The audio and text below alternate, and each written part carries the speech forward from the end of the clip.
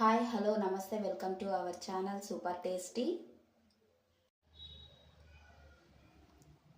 ఎంతో రుచికరమైన బచ్చల కూర చింతకాయ పప్పుని ఎలా చేద్దామో చూద్దాము.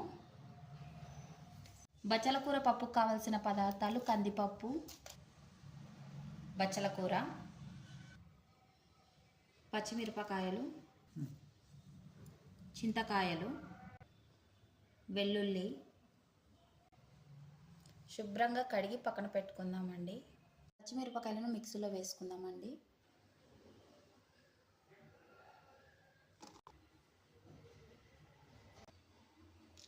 కందిపప్పుని ఒక 15 నిమిషాల పాటు కడిగి పెట్టుకుందామండి.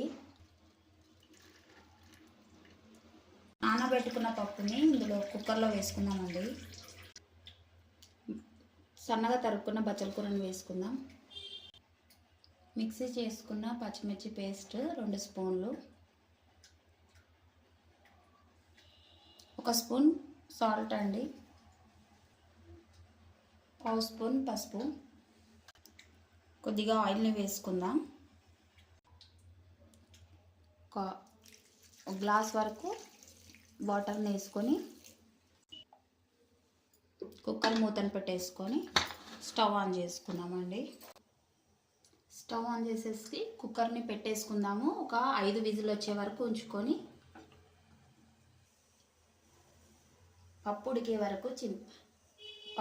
వరకు చింతకాయలు కూడా పక్కన ఉడకబెట్టేసుకుందాం. 5 విజిల్ అయితే వచ్చాయండి. స్టవ్ ఆపేద్దాం.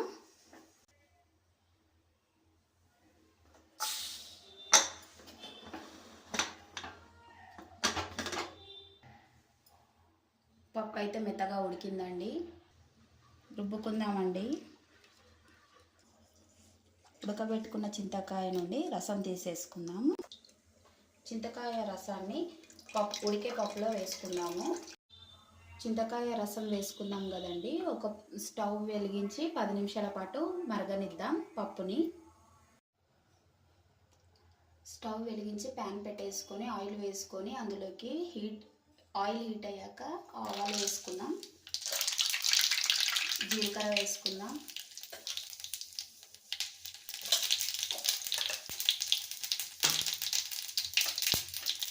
కరివేపాకు, ఎండుమిర్చి, కచ్చపచ్చని ఉడికిన ఉల్లిపాయలు, పసుపు వేసుకుందామండి. పసుపు పోపు వేగాక పప్పులో వేసేసుకుందాం. క్యాప్ అయితే పెట్టేసుకున్నామండి. ఎంతో రుచికరమైన బచ్చల కూర చింతకాయ పప్పు రెడీ అండి.